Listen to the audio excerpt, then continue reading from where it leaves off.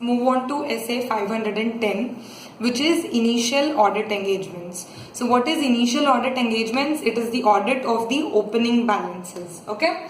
So what is the purpose of this standard is when the previous year financial statement or this year's financial statement has been audited for the first time. That means in the previous year there were no audit of the financial statements, or the previous year financial statements were audited by another auditor.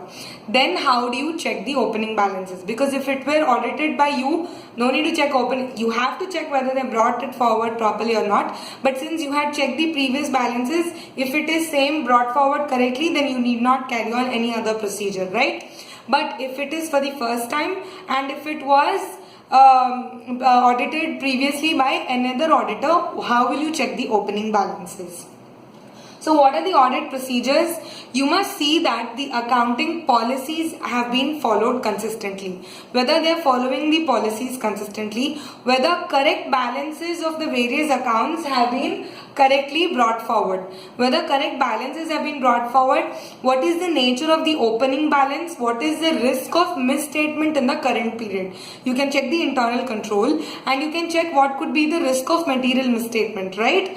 And whether it has been brought forward properly, what is the nature of the opening balances, and the opening balances do not contain misstatement that materially affect the financial statement of the current period. That means previous year, if it was audited by another auditor, whether in the previous year there were such misstatements which were material and which would affect the financial statements of my current period, then what do I do? If it is for other assets and liabilities, I need to examine the records that are underlying the opening balances, which has the opening balances, right? And I should also confirm it from the third party if I can get a confirmation. So the auditor can also obtain a confirmation from the third party. If suppose the misstatements or whatever the problem is not adjusted, if the opening balances contain misstatements which materially affect the financial statements for the current period and they are not adjusted, then you need to qualify you have to give a qualified opinion or an adverse opinion or a modified opinion as appropriate, right? So this is about essay 510. We'll move on to essay 520, which talks about analytical procedures. So what is analytical procedure? Basically, the objective of the auditor is to obtain a relevant and a reliable audit evidence. You can use substantive audit procedures, right? Substantive analytical procedures. What is substantive analytical procedures also will come to study here. And what is the objective as per this essay is that you need to obtain relevant and reliable audit evidence to design and perform audit procedures near the end of audit. When your audit is coming to an end, what would be the procedures that would assist the auditor to form a conclusion on the financial statements, right? And whether the financial statements are consistent with the auditor's understanding of the entity. That is, whether he's been able to understand the entity properly, whatever he has understood, whether it is consistent with the financial statements, right? What is analytical procedure? It is the relationship that you find between financial and non-financial data. You investigate later if you have identified fluctuations or if there are relationships that are inconsistent with other information, like you have obtained evidence from lot of sources, all are inconsistent. Nothing is giving the same answer, all are giving different answers. So there is a huge amount of fluctuation. So what do you do for that is called analytical procedures, okay? So when designing this substantive analytical procedures, what as the auditor should keep in mind is that the suitability of the particular analytical procedure.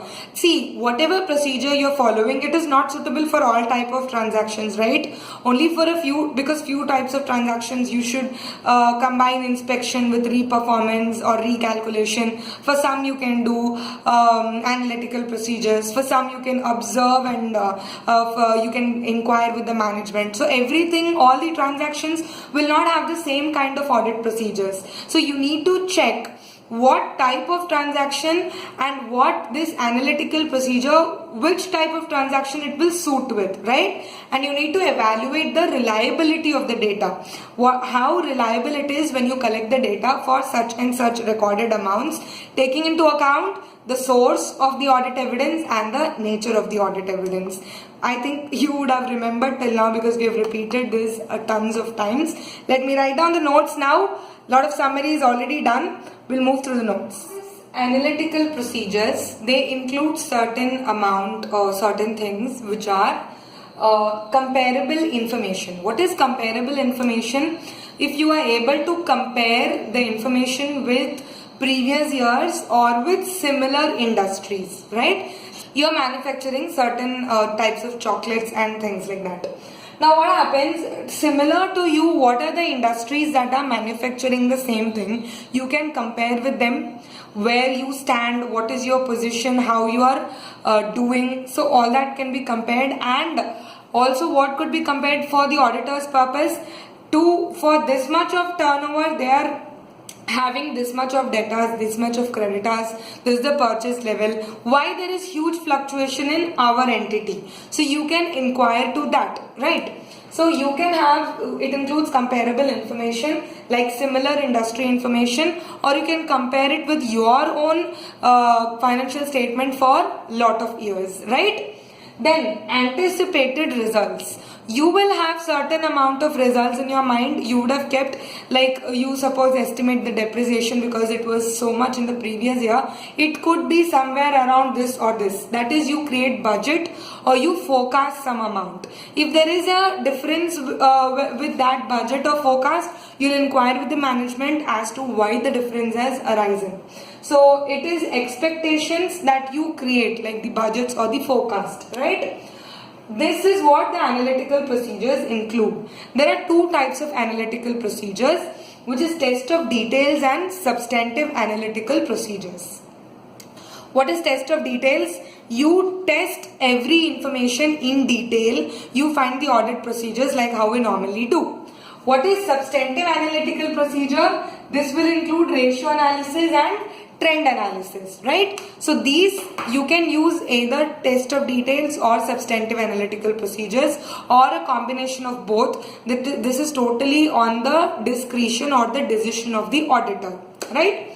Now, where it is applied, these analytical procedures, it could be applied to consolidated financial statements or every component of financial statement, like every component of the company, like the factories or the branches. So whichever component it is, you can use these analytical procedures, right? And to the individual elements of the financial information also. That is, if it is debtors, if it is creditors, it is inventory. Individually also you can go through it. So it applies to all these three also. Very simple, right? Now, I'll just get into the notes that I have written. Yes. Now, whether to choose substantive audit procedures or the test of details, it is, as I said, totally on the judgment of the auditor, right? About what? About the operating effectiveness and efficiency of the audit evidence and the internal control. If the internal control is good and the material risk of material misstatement is low, then he can trust upon the evidence that is generated internally, and he need not go for a lot of audit procedures. So it totally depends on the efficiency and availability of the audit procedures or the evidence, right? Very important is that these substantive analytical procedures, here I have short formed it as SAP. So SAP is generally more applicable to large volume of transactions, because when there are large volume of transactions, you can do trend analysis. You need not create a whole amount of graph for a single item. So when you have large amount of transactions and that the thing is predictable over time, the transactions tend to be predictable over time, then SAP is more relevant. This SAP is not the SAP that we use in computer, so don't get confused with that. Here it is substantive analytical procedures. So they are generally more applicable to large volume of transactions, or those transactions will tend to be predictable over time, right? different types of analytical procedures can be used at different levels of assurance that we require. You need to determine the suitability of the particular analytical procedure that influences the nature of the assertion and the auditor's assessment of the risk of material misstatement, right? For example, if controls over sales, if you want to see the controls over sales are weak, then the auditor may place reliance on the test of details rather than substantive analytical procedure, because you know that already it is weak, the internal control is weak. Then why do you have to do a ratio analysis or a trend analysis? It is obviously going to be weaker, and you know that it is weak now, so it would have been weak in the previous year also. It's not going to give you any details. So you have to now go to test of details. So likewise, it's your judgment whether you have to follow the SAP or the test of details, right? Now, of course, we read this already. Substantive analytical procedures, when they are more relevant and reliable, when the information is obtained from independent sources, that is outside the entity, which is not influenced or biased by the management, it is more appropriate and it is reliable. Comparability of the information is available. Like if you know that you can compare the information with the industry, there are a lot of other people who are doing it, or with the previous year, if the previous year accounts were audited, then you can compare, right? So this is it in essay 520, which is analytical procedure.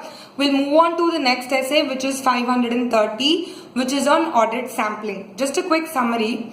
When there are large amount of transactions and the auditor, has to finish the audit within 3 to 4 days, right? It is not possible for the auditor to literally go with all the transactions, all the items of the financial statement line by line wise and check everything, right? So what does the auditor do? He takes or tests on a sample basis. He gets some sample. He doesn't actually do for the whole. He collects an amount of sample. There are other sampling techniques which we'll be studying in this standard. So they will be taking samples, and from that they'll be checking. If it is complete, they assume that the whole batch of those transactions are correct, right? So that is called audit sampling. So what does the auditor do? He selects from a population. What is a population? If suppose it is debtors, you're going to check for the debtors. The debtor total is your population, all the debtors. From that you select few, right? You take out few from those debtors, you check for everything in them, like whether they are proper, you take confirmations, then you check with the records, and then you check their aging. All these things you are checking, right? And after that you find out that the information given in the financial statements are correct. So you assume that the other things are also correct, right? That is audit sampling. So let me just write down the notes first and then we'll get into it. Go through some meanings from this standard. So first we'll talk about population. Okay, what is the population here? It is the entire set of data from which the sample is selected. Like suppose debtors, then the whole debtors data is called your population. From that you'll be selecting a sample on which the auditor wishes to draw conclusion, right? That is a population. What is a sampling unit? The individual items that constitutes the population, right? You take out from the population. So this is your sampling unit. So these are what? These are the items from your population. So the individual items constituting the population is your sampling unit. What is stratification? The process of dividing a population into subpopulations, each of which is a group of sampling unit which have similar characteristics, often like a monetary value. I'll give you an example. Say suppose you have a debtor value for beginning from 10,000 to 10 crores, right? This is your amount of debtors. Now what do you do? If you take a sample from this, it could so happen that your sample might belong to the crores of rupees. Whatever sample you have taken, all are in some crores, right? All these thousands, lakhs, 10 lakhs, they are not there in the sample. What will happen? You might not be able to get a proper conclusion, right? So what do? You stratify. What do? You make a unit of say 10,000 to 1 lakh. Then 1 lakh to 5 lakh. 5 lakhs to 25 lakhs. 25 lakhs to 1 crore. 1 crore to 10 crore. So you create a batch. That is, you divided this population into subpopulation. Each of this is having similar characteristics. It is from the datas, right? So they are all of similar characteristics. Now from each of these subpopulation, you select samples. 10 sample, 10, 10, 10. Now what happens? From everything you have selected sample. That means you have given a chance to everybody of getting selected.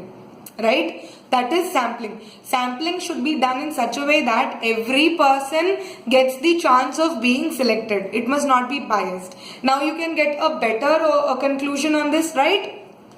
So what happens? This is stratification. The process of dividing a population into subpopulation, each having similar characteristics, right? What is an anomaly? What is an anomaly? ANAMOLY. So this is a misstatement or a deviation. It is something wrong that has happened, right? It is a misstatement or deviation that is not a representative of a population. It has not arisen from the population. When we come into the notes, you will understand it much better. So what is an anomaly? It is a misstatement or a deviation that is demonstrably not a representative of the misstatement or deviations in a population. It's not because of misstatement in the population, it's because of something else, right? Now there are two types in audit sampling.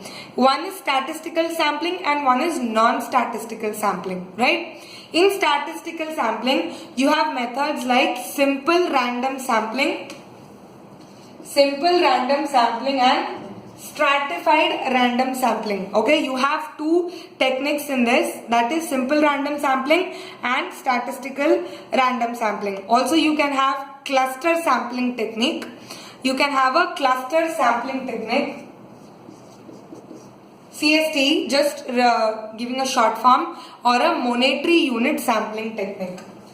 Monetary unit sampling technique. The most important for you will be these two, but still we must know about all of these, right? So what is simple random sampling? Each unit of the population under this technique has an equal chance of getting selected because you're selecting it randomly. You're just picking it up blindly like a lucky draw, right? So this method is appropriate provided the population consists of reasonably similar items and all of this fall within a reasonable stage or a range, right? If this was only from 10 lakh to 1 lakh, 10,000 to 1 lakh, you could select any, it would be in thousands only, right? So what happens? Everybody is equal. It falls below within a reasonable range. So you can select from a random sample. But what here happens? It is a huge range. So you need to go for stratified sampling. What is stratified sampling? Under this technique, you divide each part of the population into subpopulation and then you take sample from each subpopulation, right? So now what happens? Everyone got an equal chance of being selected. What is cluster sampling technique is? Under this method, the population is divided into groups of items known as cluster. Now a number of clusters are randomly selected rather than selecting individual items. Ma'am, what is the difference between cluster technique and stratified technique? What happened here is that from the stratified technique, you selected from each of these, right? In clusters, what you do? In cluster, up to this is fine. You have divided. Under this method, what do you do? The population is divided into groups called as clusters. I will pick up one cluster and check transactions of all that cluster. Like suppose I have selected 5 to 25 lakhs and I have selected 10,000 to 1 lakh. From these two, I will actually verify all the transactions, right? So what did I do? A number of clusters are randomly selected. I will select the clusters and each item of that cluster will be then verified, right? What is this monetary unit sampling technique?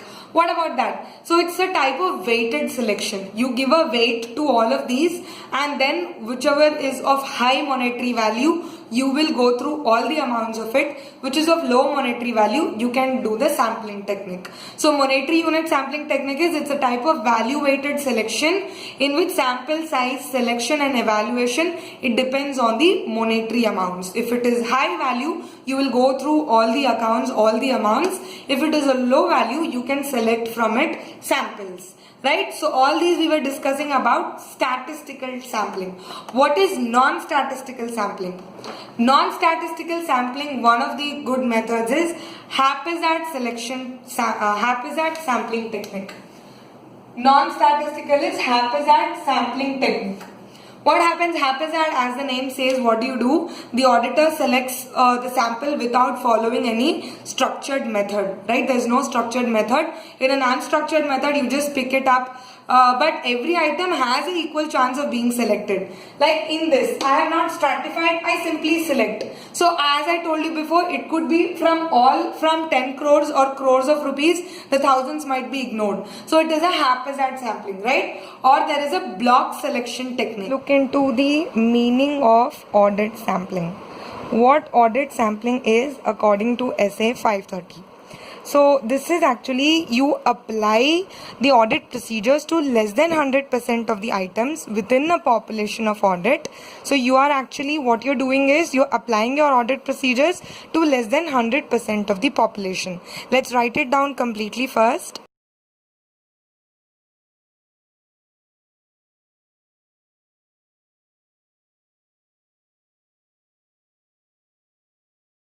This definition seems to be quite long, but it's as simple as that. What is it is application of less than 100% of items. So you're applying less than 100% of items within a population. So from a population, you are taking less than 100% of the items of audit relevance. That is, it should be relevant to the population such that all the sampling units, that is all the units that you have selected, have a chance of selection.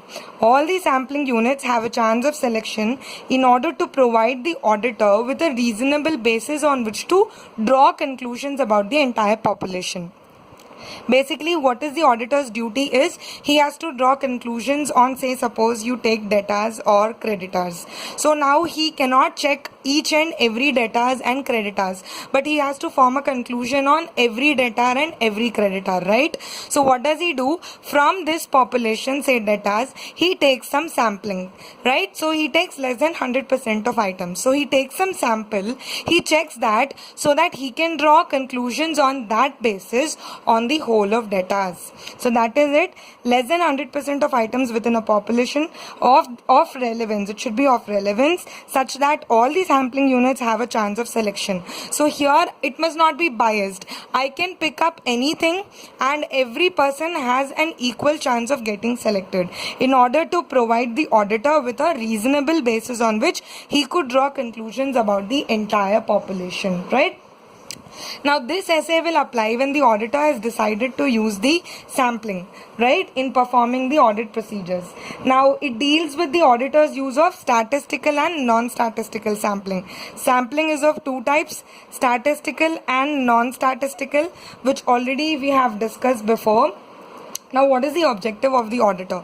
Here, the objective of the auditor when using the audit sampling is to provide a reasonable basis, on which he could draw conclusions about the entire population. So, this is his actual objective, right? Now, look. What is the auditor's responsibility? He has to design audit procedures. This design, it must be effective and efficient, right? Only then he'll be able to find out what conclusion he'll be able to draw, or whether there are deviations or there are not. So he has to design effective and efficient audit procedures, right? How does he perform? Now he performs the audit procedures. Now, what is this audit procedures? It must be appropriate to the purpose and it must be on each of the selected items, right? This audit procedure, it must be appropriate and it must be on each selected item.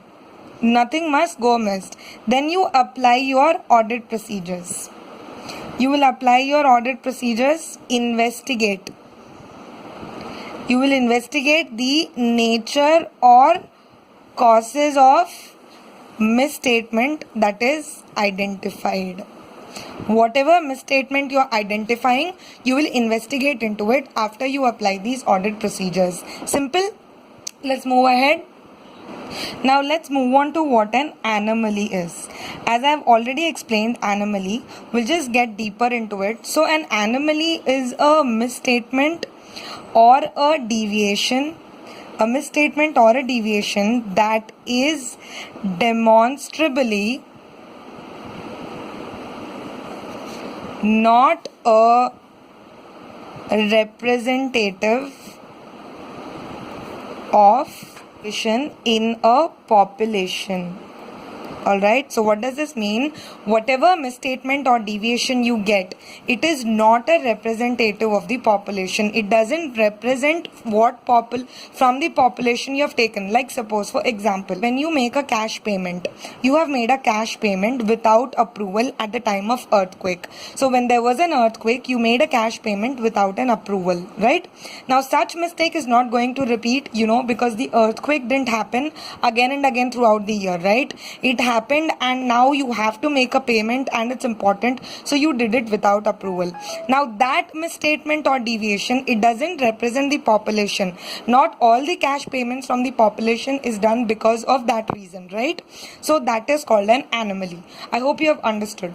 So you have to find an audit sample, you have to analyze the audit sample to conclude that the misstatement or deviation is an anomaly or not. So what you have to do is, the audit sample is to be analyzed to conclude that a misstatement or a deviation is an anomaly. So you need to check whether whatever from the audit sample that you have received, from the audit sample, you have to analyze that and conclude that whether the misstatement or deviation is an anomaly or not. Now look, now there are some types of errors. There are some type of errors in sample, because when you collect a sample, there would be errors. Now these are one is called tolerable error and one is called one is called expected error. So one is tolerable error, one is expected error. What is tolerable error? It is more error that is acceptable in a sample. Okay, that means what? Suppose I have a sample of say 10,000 to 1 lakh. Right?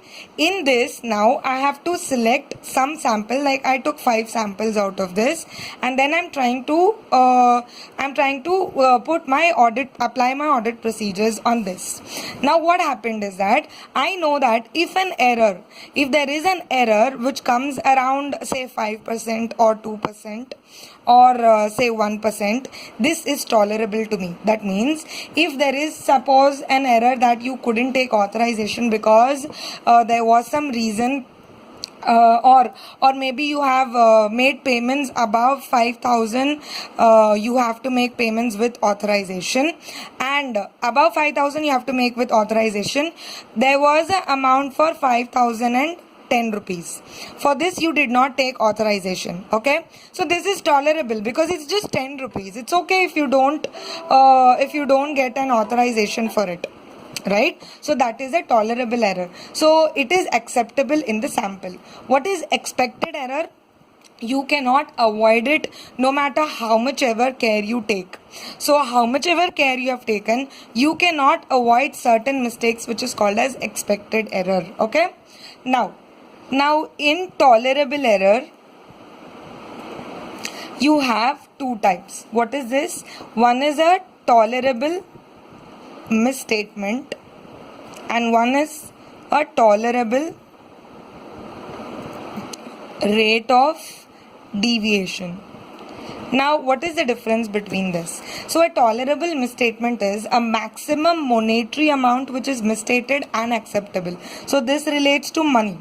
So it is the maximum monetary amount that is misstated and it is accepted by you. What is the tolerable rate of deviation? The maximum rate of deviation. A maximum rate of deviation which is acceptable in a prescribed procedure that is called a tolerable rate of deviation. So in tolerable error you have two: tolerable misstatement and tolerable rate of deviation. So first we'll look at some of the advantages of the audit sampling. The first is it can sketch conclusions about the whole population without testing all of the transaction or the balances in a population as a whole, right? So what happens here is that you can sketch conclusions about the population without testing all of the transaction. So without testing 100% of the transaction, without doing that, only with 30% of testing you can form a conclusion. So what is the first point is that sketching conclusions without testing all of the transactions or balances of a population, right? Now what is our second point? It focuses on high risk or high value items and to distinguish between elements of population which may be subject to different internal control. Now if there is high risk or high value items, it focuses more on that, because here your audit sample that you need to collect is going to be quite high and quite more. Or sometimes what you do, you don't go for audit sampling, you directly take into account those transactions. For the rest of the transactions or balances, you go for audit sampling. So it focuses on high risk or high value items and it distinguishes between the elements of a population. When you do stratification, it is distinguishing your population, right? So which will be subject to different internal controls. Now suppose in stratification we had taken an example like this, like 10,000 to 1 lakh, 1 to 5 lakh, 5 to 25 lakh, 25 to 50 lakh.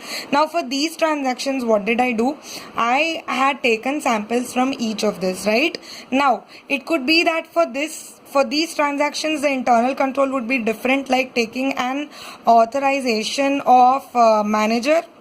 Here it could be taking an authorization of manager plus any other person, or here it could be like 3 persons authorization. Here it could be board of directors authorization would also be there. So everywhere the internal control is different, right? So from every type of internal control you are taking samples and you are testing for the samples in the whole population. So it focuses on high risk and high value items and it distinguishes between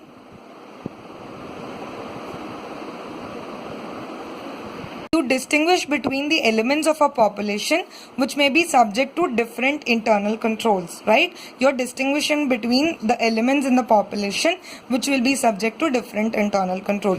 Now what are some disadvantages? Also we will look into it.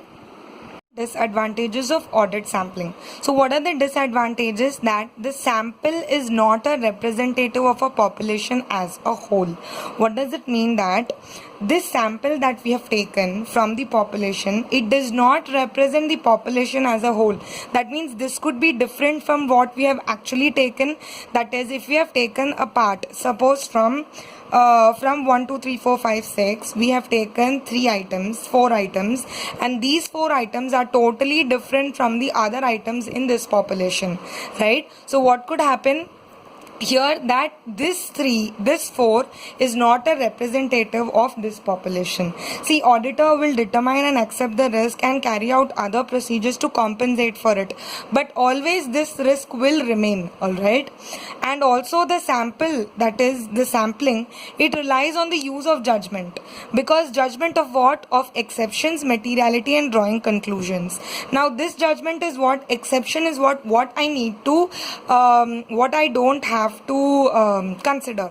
Like this is an exception to this whole population, so I don't have to consider that. That could be wrong, because that exception might be a part of the population. Like the materiality benchmark, suppose we say that less than so much of so much amount is not so material, whereas that would be material because it could be related party transaction, right? And we would have ignored it just because it is not of that amount. So materiality and drawing conclusions, whatever sample I take, from that I need to draw conclusions. It would be possible that the conclusion I'm drawing from that sample will not be correct, right? So this could be the risk. Now what is an audit risk? An audit risk is a risk which includes uncertainty due to sampling and other than sampling, that is non-sampling. That is, audit risk is the sampling risk plus non-sampling risk.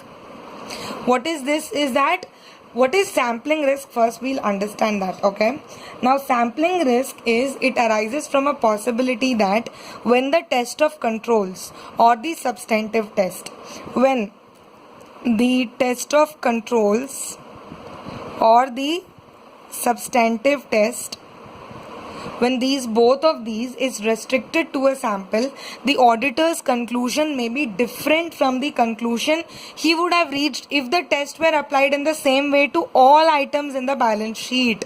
What happened here? Suppose this is my population, right?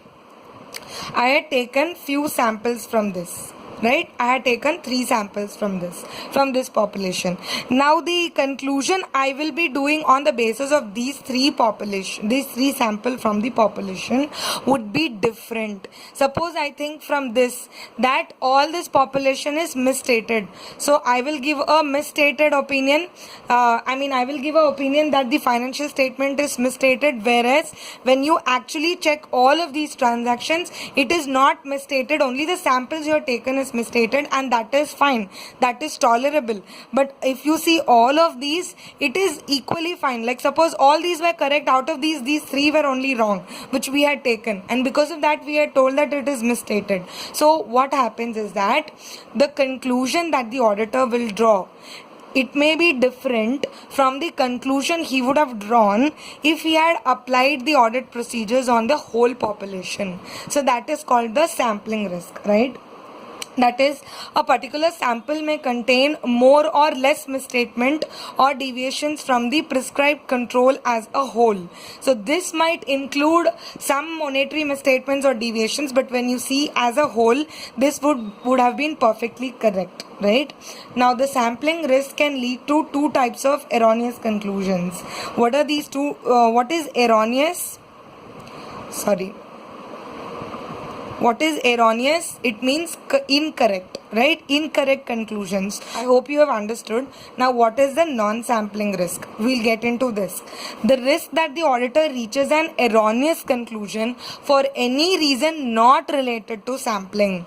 So, you reach an incorrect conclusion or an erroneous conclusion for any reason which is not related to sampling risk.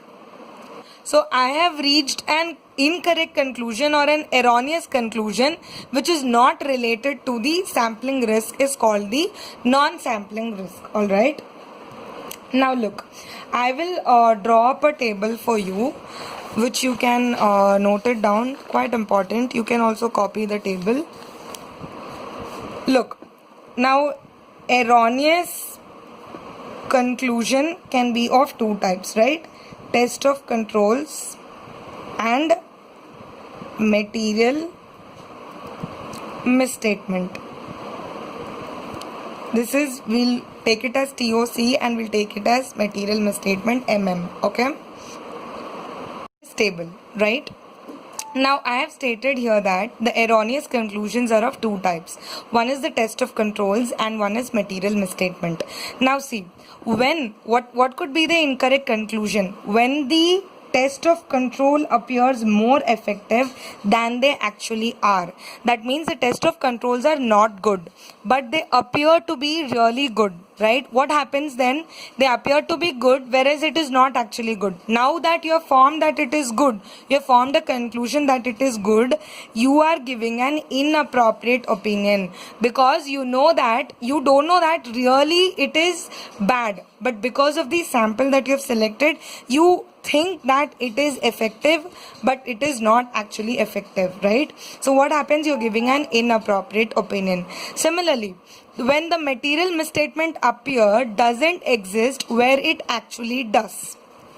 What happens? There are material misstatement in the population, but the sample that you collected, there is no material misstatement in that.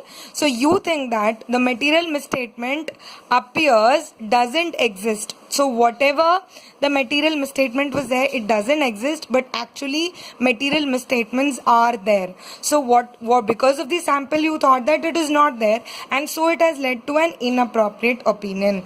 That is, it affects the audit effectiveness. The effectiveness is affected here. Now what happens in next scenario? When the test of controls appears less effective, that is, the test of, when you're doing a test of controls, actually the internal control is really good, but from the samples that you have taken, you feel that the internal control is not really good. So what happens? Because it is not really good, now you will have to check all the transactions, right? Because when something is giving you a wrong result, then you have to check the whole transaction. What does it lead to? It lead to additional work to the auditor. So it affects the audit efficiency, the time, the cost. It affects that, because now you have to do additional work to establish that the initial conclusions were incorrect, right? You have to see whether all the transactions are really not as per the internal control. That is, the internal control is not good, because what happened is, from the samples it appears that the internal controls are less effective, right, than they actually are. So it leads to additional work and it reduces the audit efficiency. Now when the material misstatement appears to exist where it actually doesn't exist, because of the sample you think that there are material misstatements, but actually there are no material misstatements. So what happens is, again you have to do additional work. You go back and check all the transactions to see that whether material misstatements really are there or not. So I hope you guys have understood this table. You can even copy it down. It's quite easy and it is simplified. Now there are some techniques that is used in this sampling method, like the CAT, which is the computer assisted audit techniques. Now the practice of using computer to automate or simplify the audit process is now come into picture, like you use MS Excel, Access, audit command language, or statistical analysis software, etc. So all these are computer assisted audit techniques, right? These help you to not do a manual, but you can do it with the help of computer. It can be completed easily, right? So due to CAT, the audit process can be automated easily, sample can be targeted, 100% of data sample can be done, right? Because all the data sample you can be checking it through the CAT techniques, less time and more productivity. So what happens? What are the things here? What are the benefits of CAT? The audit procedures can be automated easily, sample can be targeted, 100% of data sample can be done, you can collect the data sample 100%, less time and more productivity, right? Now what all do you need to document? What are your documentation that is required? Alright, so documentation is the working papers. You need to document your working papers, the records of planning and performance of work. I'm using short forms here. So you are recording the planning and the performance of the work, how you have planned, how you have performed, because this will demonstrate that the work is actually being performed, right? So you are actually performing the work. Now it also gives you an evidential support for conclusions.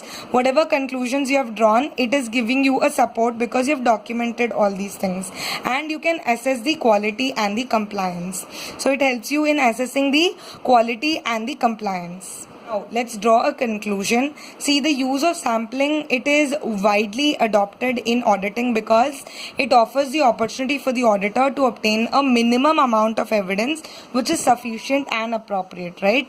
So audit sampling, it reduces the risk of over auditing in certain areas where it is not needed. You can just go on the sample basis. It enables much more efficient review of the working papers, right? I've already discussed the meanings with you.